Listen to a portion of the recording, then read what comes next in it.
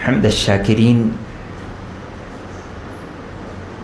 والصلاة والسلام على خير البرية محمد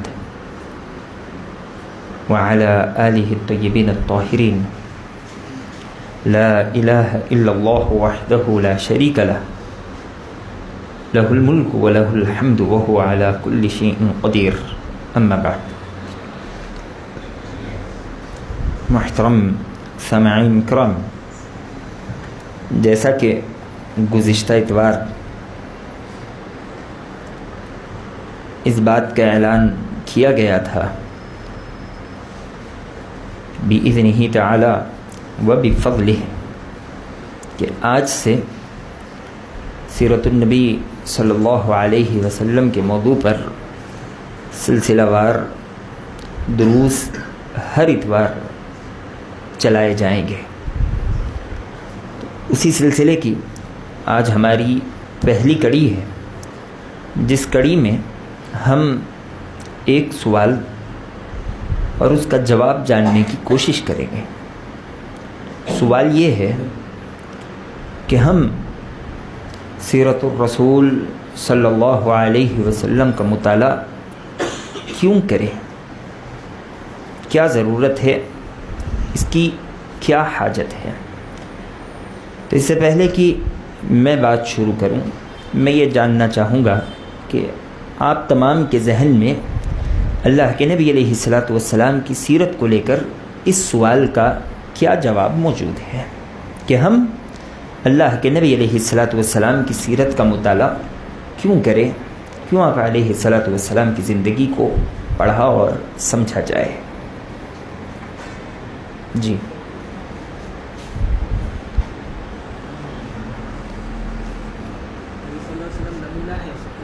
بارک اللہ، اچھا جواب ہے. آپ علیہ الصلاۃ والسلام ہمارے لیے نمونہ ہیں، بلکہ یہ کہا جائے کہ یہ کامل جواب ہے. اس ایک جواب ہی کی تفصیل آج ہم دیکھنے والے ہیں. جیسا کہ اللہ تبارک و تعالی نے کہا لَقَدْ كَانَ لَكُمْ فِي رَسُولِ اللَّهِ أُسْوَةٌ حَسَنَةٌ کہ تمہارے لیے اللہ کے نبی علیہ الصلاۃ والسلام کی زندگی اسوہ حسنہ ہے، کامل نمونہ ہے، بہترین آئیڈیل ہے. چونکہ نبی علیہ الصلاۃ والسلام ہی کو دیکھ کر ہمیں اپنی زندگی گزارنے کا حکم دیا گیا ہے، اسی لیے ہمیں آپ علیہ الصلاۃ والسلام کی زندگی کو جاننا ضروری ہے. ہمارے لیے بیحد ضروری ہے کہ ہم آپ علیہ الصلاۃ والسلام کے شب و روز اور آپ علیہ الصلاۃ والسلام کے معاملات جانیں. اللہ تبارک و تعالی نے نبی علیہ الصلاۃ والسلام کی زندگی کو ہمارے لیے آئیڈیل اور نمونہ کیوں بنایا؟ کوئی بھی زندگی آئیڈیل یا نمونہ ہوتی ہے تو اس کی کچھ خصوصیات ہوتی ہیں.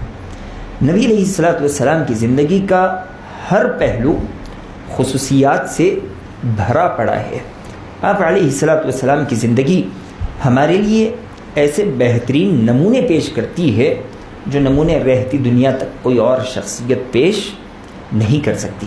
یہی وجہ ہے کہ اللہ تبارک و تعالی نے قرآن مجید میں نبی علیہ الصلاۃ والسلام کی زندگی اور آپ کی حیات کی قسم کھائی ہے. اللہ نے کہا لعمرک، آپ کی زندگی کی قسم ہے.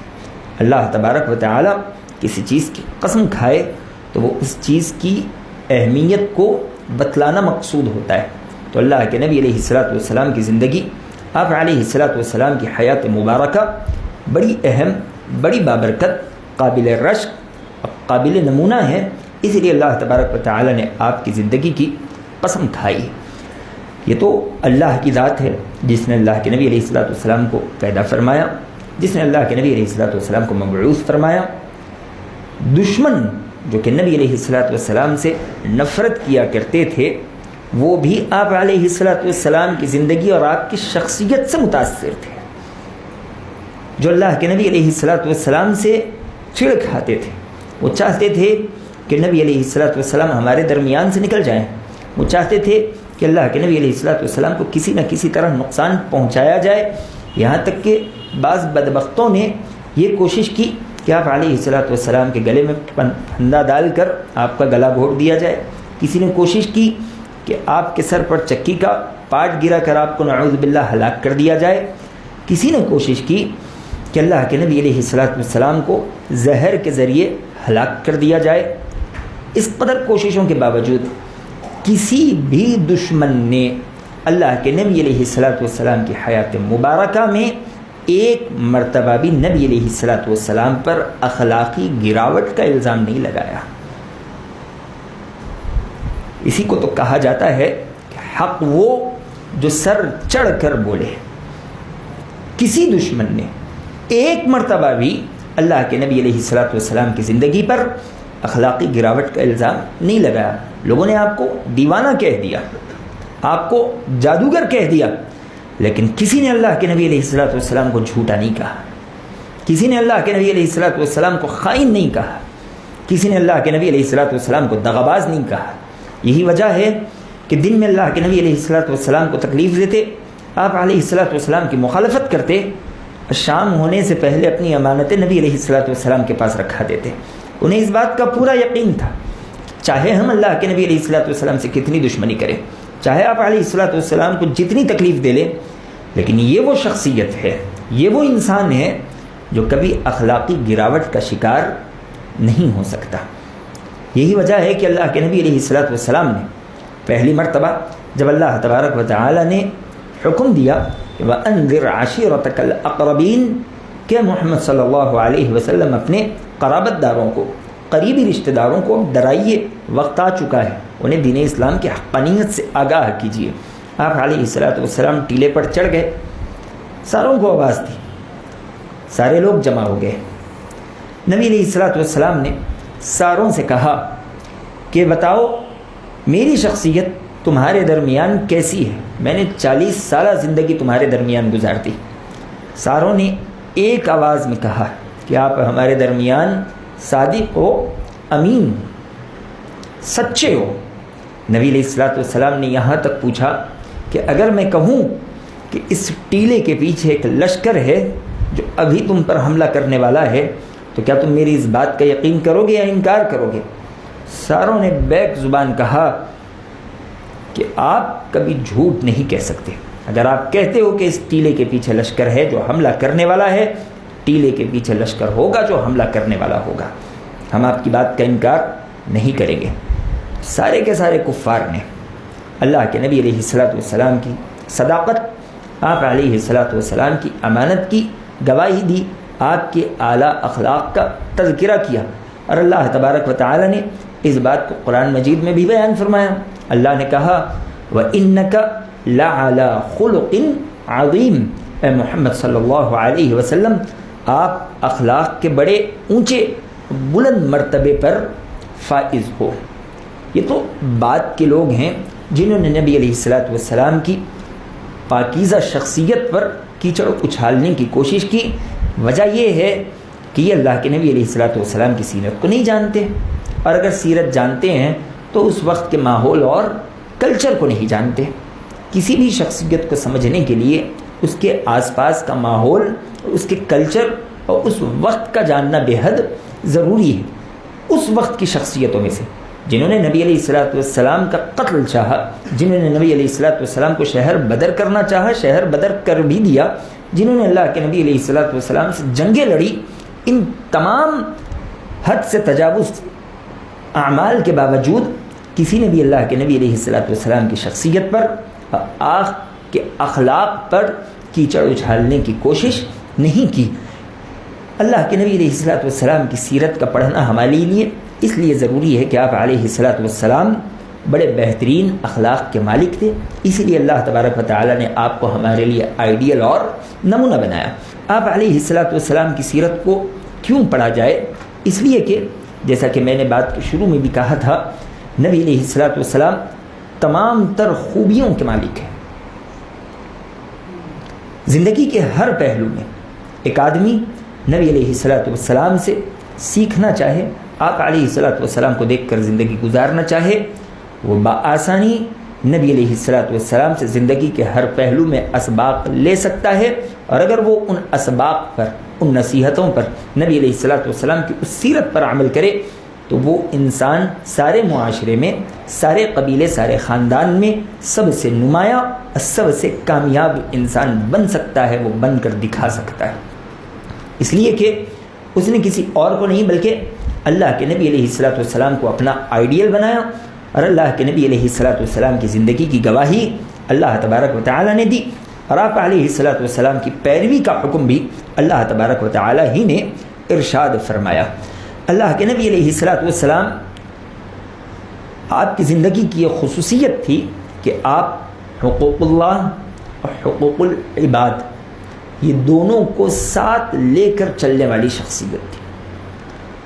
آج اس معاشرے میں بہت سے لوگ جو افراط و تفریط کے شکار ہیں، اس کی بڑی وجہ کیا ہے؟ وہ یا تو حقوق اللہ کی طرف نکل جاتے ہیں اور حقوق العباد ان کے ہاتھ سے چھوٹ جاتے ہیں، یا حقوق العباد میں اس قدر منہمک ہو جاتے ہیں کہ انہیں حقوق اللہ کی فکر نہیں ہوتی، وہ سوشل ورک میں لگے ہوئے ہیں، لوگوں کی مدد میں لگے ہوئے ہیں، اذان ہو رہی ہے، روزوں کا وقت نکل رہا ہے، دوسری تمام تر عبادتیں ان کے ہاتھ سے چھوٹ رہی ہیں، لیکن انہیں اس کی فکر نہیں ہوتی، انہیں لگتا ہے کہ یہ کام زیادہ اہم، یہ کام زیادہ ضروری ہے۔ یا اسی طرح بہت سے لوگ ہیں جو صرف رشتہ داریوں کا خیال رکھتے ہیں اور دوسری چیزوں کو بھول جاتے ہیں، بہت سے لوگ ہیں جو صرف مساجد کا خیال رکھتے ہیں، عبادتوں کا خیال رکھتے ہیں، لیکن وہ اہل و عیال کے حقوق ادا نہیں کر پاتے، اہل و عیال کا حق ادا کر لیتے ہیں، رشتہ داریوں کے حقوق ادا نہیں کر پاتے، اہل و عیال رشتہ داریوں کے حقوق ادا کرتے ہیں لیکن معاشرے میں وہ کردار ادا نہیں کر پاتے جو ایک مسلمان کا کردار ہونا چاہیے۔ بہت سے لوگ انسانوں کے ساتھ بھی اچھے ہوتے ہیں، اللہ تبارک و تعالیٰ کے حقوق بھی ادا کر لیتے ہیں، لیکن اللہ کے نبی علیہ الصلوۃ والسلام کا وہ پہلو جو آپ علیہ الصلوۃ والسلام دوسری مخلوقات کے ساتھ اختیار کرتے تھے، ان سے وہ پہلو چھوٹ جاتا ہے۔ اللہ کے نبی علیہ الصلوۃ والسلام ایک ایسی شخصیت ہے جو حقوق اللہ کے ساتھ ساتھ تمام حقوق العباد کی ادائیگی کا بھی خیال رکھتے تھے۔ اسی لیے مفسرین کہتے ہیں کہ اللہ تبارک و تعالی نے جہاں کہیں قرآن مجید میں نماز زکوٰۃ کے ادا کرنے کا حکم دیا تو ان دونوں میں دونوں باتیں پوشیدہ ہیں۔ نماز کا ادا کرنا خالص حقوق اللہ ہے، زکوٰۃ کا ادا کرنا حقوق اللہ کے ساتھ ساتھ حقوق العباد بھی ہے، بندوں کے حق بھی اس میں پوشیدہ ہے۔ یہی وجہ ہے کہ اللہ کے نبی علیہ الصلوۃ والسلام کے آخری لمحات ہیں، سوچیں کہ کس قدر نازک وقت ہوگا، ایسی شخصیت جس کی زبان سے نکلنے والی ہر بات، جس کی زبان سے نکلنے والا ہر کلمہ رہتی دنیا تک کے لیے لوگوں کے لیے نقش قدم اور لوگوں کے لیے راہیں ہموار کرتا ہے، ویسی شخصیت اپنے آخری کلمات زبان سے نکال رہی ہے۔ تو کیا کلمات ہیں؟ الصلاۃ الصلاۃ وما ملکت ایمانکم، لوگوں نماز کا خیال رکھو، نماز کا خیال رکھو، اور جو تمہارے ماتحت لوگ ہیں، تمہارے غلام ہیں، تمہارے کام والے ہیں، ان کے حقوق کا خیال رکھو۔ کوئی معمولی بات نہیں ہے، سوچے کتنی باتیں ہو سکتی تھیں۔ اللہ کے نبی علیہ الصلوۃ والسلام اپنے بعد خلفاء کے نام گنا سکتے تھے، بہت سے کام ہو سکتے تھے، لیکن نبی علیہ الصلوۃ والسلام نے کہا الصلاۃ الصلاۃ وما ملکت ایمانکم، لوگوں نماز کا خیال رکھنا، نماز کا خیال رکھنا، ماتحت غلاموں کا خیال رکھنا، ماتحت لوگوں کا خیال رکھنا، یعنی حقوق اللہ بھی ادا کرنا، حقوق العباد بھی ادا کرنا۔ یہ اللہ کے نبی علیہ الصلوۃ والسلام کی زندگی جیتی جاگتی اس سلسلے کی مثال تھی۔ نبی علیہ الصلوۃ والسلام کی زندگی کے دو اہم پہلو ہیں، ایک مکی اور ایک مدنی پہلو۔ دونوں پہلو ہمارے لیے ہر دو اعتبار سے بے حد ضروری ہیں، بے حد اہم ہیں۔ بہت سے مسلمان اس دنیا میں ہیں جو مکی زندگی کی حالت بسر کر رہے ہیں، جو غیر مسلموں کے ملک میں غیر مسلموں کے ساتھ زندگی بسر کرتے ہیں، بہت سے مسائل ان کے سامنے ہوتے ہیں، ان کے لیے نبی علیہ الصلوۃ والسلام کی مکی زندگی آئیڈیل ہے۔ بہت سے مسلمان ہیں جو خود کے ملک میں ہیں، ان کے پاس قوت ہے، غلبہ ہے، وہ بہت سے اقدامات کر سکتے ہیں، ان کے لیے اللہ کے نبی علیہ الصلوۃ والسلام کی مدنی زندگی ہے، وہ اسے آئیڈیل بنا کر اپنے اقدامات کر سکتے ہیں، وہ اسے آئیڈیل بنا کر دین اسلام کی تبلیغ اور دین اسلام کی ترویج کر سکتے ہیں۔ اللہ کے نبی علیہ الصلوۃ والسلام کی سیرت ہمارے لیے کئی اعتبار سے اہمیتوں کی حامل ہے، اس اعتبار سے کہ آج مسلمان دنیا میں جہاں کہیں ہیں پریشان حال ہیں، ان کے ساتھ بہت سی شدتیں برتی جا رہی ہیں، باتوں کی وضاحت کی ضرورت نہیں ہے، آپ خود سمجھتے ہیں دوسرے ممالک کا کیا حال ہے، خود ہندوستان کے کئی علاقے ایسے ہیں جہاں مسلمان مظلوم ہیں، مقہور ہیں، تو ایسے موقع پر سیرت النبی صلی اللہ علیہ وسلم کئی پہلوؤں سے ہماری رہنمائی کرتی ہے، ہمیں اقدام کرنا سکھاتی ہے، ہمیں چلنا سکھاتی ہے، ان معاملات کا حل نکالنا سکھاتی ہے۔ اللہ کے نبی علیہ الصلوۃ والسلام کی مکی زندگی سامنے رکھیے اور دیکھیے کہ کس طرح اللہ کے نبی علیہ الصلوۃ والسلام کو تکلیفیں نہیں دی گئی۔ آپ علیہ الصلوۃ والسلام اپنا میدان وسیع کرنے کے لیے طائف پہنچے تو آپ کو اس قدر پتھر مارے گئے کہ سر سے رشتہ خون جوتیوں تک پہنچ گیا۔ وہاں سے واپس آئے تو نبی علیہ الصلوۃ والسلام کو اس بات کا ڈر تھا کہ میں اپنے شہر میں داخل ہوں گا تو لوگ مجھے وہاں قتل کر ڈالیں گے، اس لیے اللہ کے نبی علیہ الصلوۃ والسلام نے تیسرے آدمی کی پناہ لی، تیسرے آدمی کی مدد لی اور اس کی مدد سے کعبۃ اللہ کا طواف کرنے لگے اور مکہ میں داخلہ آپ نے پایا۔ نبی علیہ الصلوۃ والسلام کعبۃ اللہ میں نماز پڑھ رہے ہیں، آپ علیہ الصلوۃ والسلام کے سر پر اونٹ کی اوجھڑی ڈال دی گئی۔ کوئی معمولی تکلیف کی بات نہیں ہے، اس قدر گندگی اللہ کے نبی علیہ الصلوۃ والسلام جیسی پاک باز شخصیت کے سر پر پڑی ہے۔ کس لیے؟ اللہ تبارک و تعالیٰ کے دین کی دعوت کے لیے۔ اور یہ کیوں ہو رہا ہے؟ اس لیے کہ نبی علیہ الصلوۃ والسلام کفار کے درمیان ہیں۔ آپ علیہ الصلوۃ والسلام نماز پڑھ رہے ہیں کہ آپ کے گلے میں چادر کو پھندا بنا کر ڈال دیا گیا، اتنا ڈال دیا گیا اور اتنا کسا گیا کہ نبی علیہ الصلوۃ والسلام کا دم گھٹنے لگا۔ آپ علیہ الصلوۃ والسلام کے گلے پر اس کے نشان بیٹھ گئے۔ اتنا ہی نہیں کہ ایک مرتبہ جب اللہ کے نبی علیہ الصلوۃ والسلام نماز پڑھ رہے تھے، ابو جہل نے کہا ایک بڑی چٹان اٹھا کر کے آج میں اس بدبخت کا نعوذ باللہ کام تمام کر دوں گا، اور وہ آگے بڑھا اور قریب تھا کہ اللہ کے نبی علیہ الصلوۃ والسلام پر پتھر پھینک دیتا، لیکن اللہ تبارک و تعالیٰ نے اس کی اور اللہ کے نبی علیہ الصلوۃ والسلام کے درمیان ایک آگ کو غیبی طور پر بھیج دیا، یا ایک روایت کے مطابق ایک اونٹ کو بھیج دیا جو جبڑے کھولے ابو جہل کو کاٹنے کے لیے آ رہا تھا، وہ ڈر کر وہاں سے بھاگ گیا۔ بات دیکھنے کی یہ ہے کہ اللہ کے نبی علیہ الصلوۃ والسلام پر کتنی تکلیفیں اور کتنے تکلیفوں کے پہاڑ توڑے گئے۔ عمار بن یاسر رضی اللہ تعالیٰ عنہ، آپ کی ماں سمیہ رضی اللہ عنہ، نبی علیہ الصلوۃ والسلام کی آنکھوں کے سامنے انہیں شہید کر دیا گیا۔ اللہ کے نبی علیہ الصلوۃ والسلام کو آواز دے رہی ہیں، یہ اللہ کے نبی ہیں۔ صبح شام جبریل علیہ الصلوۃ والسلام آسمان سے اللہ کے نبی علیہ الصلوۃ والسلام کے پاس تشریف لا رہے ہیں، جو روح الامین ہیں، جو طاقتور ہیں، لیکن باوجود اس کے اللہ کے نبی علیہ الصلوۃ والسلام صبر کا دامن تھامے ہوئے ہیں۔ آپ علیہ الصلوۃ والسلام کی زندگی کئی ناحیوں سے ہماری رہنمائی کرتی ہے۔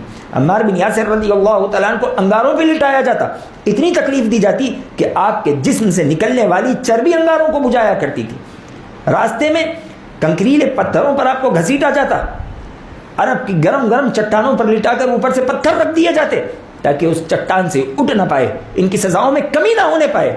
اس قدر عمار بن یاسر رضی اللہ تعالیٰ عنہ پریشان ہو گئے کہ اللہ کے نبی علیہ الصلوۃ والسلام کعبۃ اللہ سے ٹیک لگائے بیٹھے تھے، آ کر کہنے لگے آپ اللہ کے نبی ہو، کعبۃ اللہ میں بیٹھے ہو، اللہ تبارک و تعالیٰ سے دعا کیجیے، ان کفار پر بد دعا کیجیے، ابھی اللہ تبارک و تعالیٰ ہماری مدد کب کرے گا؟ اللہ کے نبی علیہ الصلوۃ والسلام نے کہا کہ تم جلد بازی سے کام لے رہے ہو، تمہارے ساتھ کچھ نہیں ہوا، تم سے پہلے جو لوگ گزرے تھے انہیں کم مر تک زمین میں دھسا دیا جاتا، گاڑ دیا جاتا، آروں سے ان کے سر کے درمیان 2 چیرے لگا دیے جاتے، لوہے کی کنگھیوں سے ان کے جسم کا گوشت کھینچ دیا جاتا، ہڈی اور گوشت کو الگ الگ کر دیا جاتا۔ اللہ تبارک و تعالیٰ کے ساتھ صبر کا معاملہ رکھو، اللہ سے بہتری کی امیدیں لگائے رکھو۔ اللہ کے نبی علیہ الصلوۃ والسلام کا شہر ہے، مسلمانوں کو ان کے گھروں سے نکال دیا گیا۔ ابو طالب کی گھاٹی میں 3 سال تک اللہ کے نبی علیہ الصلوۃ والسلام قید و محصور رہے، بچوں کے رونے اور بلبلانے کی آواز گھاٹی کے باہر آتی، اللہ کے نبی علیہ الصلوۃ والسلام صبر کا دامن نہیں چھوڑتے۔ عبد الرحمن بن عوف رضی اللہ تعالیٰ عنہ کے واقعے کو ہم نے سنایا، ایک اونٹ کا چمڑا جو پیشاب کی آواز سے انہیں دکھائی دیا، پیشاب کر رہے ہیں اور پیشاب چمڑے پر گر رہا ہے، لیکن بھوک کا عالم یہ ہے کہ انہوں نے اس چمڑے کو اٹھایا اور اسے اچھے سے دھل لیا اور اس چمڑے کو ابال تک 3 دن تک پیتے رہے۔ اللہ کے نبی علیہ الصلوۃ والسلام سمیت کئی صحابہ اکرام رضوان اللہ تعالیٰ علیہ مجمعین پتے کھاتے اور جانوروں کی طرح، اونٹوں بکریوں کی طرح مینگنیاں کیا کرتے تھے۔ کیا وہ حق پر نہیں تھے؟ لیکن باوجود اس کے اللہ تبارک و تعالیٰ نے آپ کو آزمایا۔ نبی علیہ الصلوۃ والسلام کی زندگی اس ناحیے سے ہماری رہنمائی کرتی ہے۔